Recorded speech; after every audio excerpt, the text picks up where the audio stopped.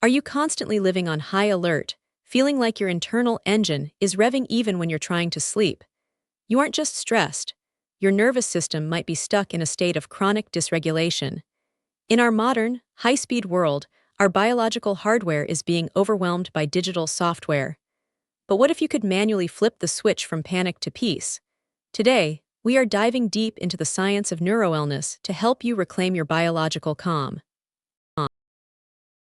Neurowellness is the practice of proactively managing your brain health and autonomic nervous system. Rather than just treating symptoms of anxiety or exhaustion, we look at the underlying wiring that dictates your emotional and physical responses. At the heart of this is the autonomic nervous system, or ANS. By understanding how to shift between the sympathetic, fight or flight, and the parasympathetic, rest and digest modes, you gain the ultimate remote control over your mood, energy, and long-term health. Welcome to Health 600's Noble Science in 600 seconds. Your life-changing 10 minutes. Let's go! Chapter 1. The Invisible Architecture of Stress. Our nervous system is an ancient survival mechanism designed to protect us from apex predators, yet today it reacts to a work email with the same intensity as a saber-toothed tiger. When we encounter a perceived threat, the sympathetic nervous system floods the body with adrenaline and cortisol. While this is helpful in short bursts, chronic activation leads to allostatic load, the wear and tear on the body that results from repeated stress. This invisible architecture dictates everything from your heart rate variability to your digestive efficiency. When you are stuck in a sympathetic loop, your brain's prefrontal cortex, the area responsible for logic and calm, actually begins to go offline. This leaves the amygdala, your brain's fear center, in the driver's seat. Recognizing that your stress is actually a physiological state of the nervous system is the first step toward neurowellness. You aren't weak. Your body is simply trying to survive a modern environment it wasn't built for. Chapter 2. The Vagus Nerve, Your Internal Reset. The vagus nerve is the longest and most complex of the cranial nerves, acting as a bidirectional superhighway between your brain and your vital organs. It is the primary component of the parasympathetic nervous system, and its tone determines how quickly you can bounce back after a stressful event. High vagal tone is associated with emotional resilience and lower inflammation, while low vagal tone is linked to chronic anxiety and poor gut health. Fortunately, you can tone this nerve much like a muscle. One of the most effective ways to stimulate the vagus nerve is through diaphragmatic breathing. By extending your exhalations to be longer than your inhalations, you send a direct signal to the brainstem that the environment is safe. Cold exposure is another powerful tool. A quick splash of ice-cold water on the face or a 30-second cold burst at the end of a shower triggers the mammalian dive reflex, which instantly slows the heart rate and increases vagal activity. Additionally, because the vagus nerve passes through the vocal cords, activities like humming, chanting, or even loud singing can create vibrations that stimulate the nerve fibers. By incorporating these small physiological hacks into your daily routine, you aren't just hoping to feel better. You are using your body's own anatomy to force a state of relaxation. This is the core of neurowellness, using the body to talk to the brain rather than the other way around.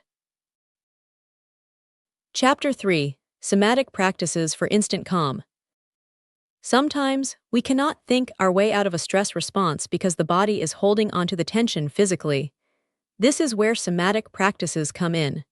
Somatics focuses on the internal physical perception and experience. When a deer survives a chase, it shakes its entire body to discharge the excess energy of the fight or flight response. Humans, however, tend to suppress this energy, leading to stiff, nervous systems. One simple somatic technique is therapeutic shaking. By standing and gently bouncing or shaking your limbs for 2 minutes, you help your nervous system release stored tension. Another technique is grounding or orienting. When you feel a panic spike, stop and slowly name 5 things you see, 4 things you can touch, and 3 things you can hear. This forces your brain to reconnect with the physical environment, pulling it out of the internal loop of catastrophic thinking. You can also use containment by placing one hand on your forehead and the other on your chest, providing a sense of physical boundary that tells your nervous system it is held and safe. These exercises are not just relaxation techniques. They are biological interventions that interrupt the feedback loop between a racing heart and a racing mind, providing instant physiological relief. Chapter 4: Daily Habits for Long-Term Regulation. While reset techniques are vital for emergencies, long-term neurowellness requires a lifestyle that supports nervous system flexibility. This starts with the foundations: sleep and light.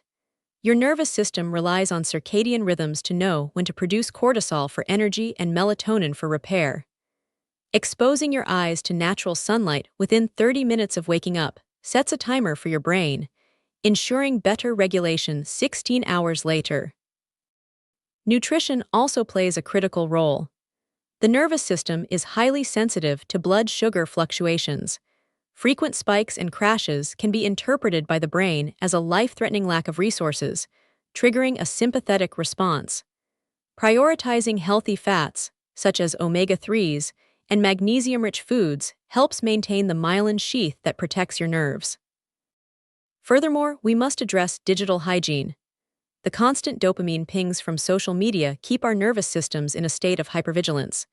Implementing a digital sunset, turning off screens 2 hours before bed, allows the nervous system to transition naturally into a state of rest.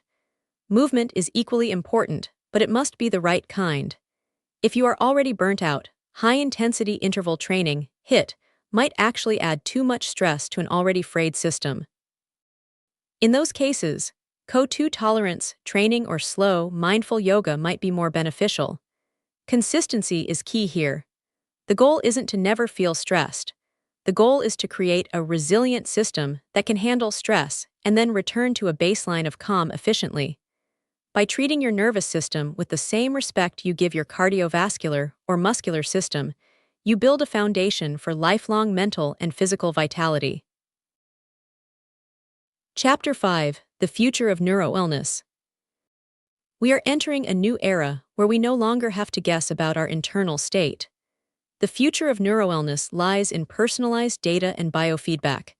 We now have access to wearable technology that tracks heart rate variability, HRV, in real time, giving us a window into our autonomic nervous system's health. This allows us to move from reactive care, fixing ourselves, when we break, to proactive regulation. As we understand more about the gut-brain axis and the role of the microbiome in neurotransmitter production, the definition of mental health is shifting toward nervous system health. We are moving away from the idea that our moods are just in our heads and realizing they are actually in our bodies.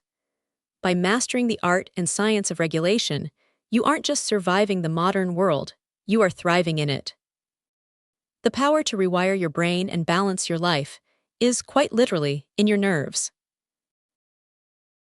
Don't just watch, take action right now. I have already shortlisted the exact products and tools you need to secure your results. Scan the video description below to get your protocol hardware today. This is Health 600s, and I'll see you in the next 600 seconds.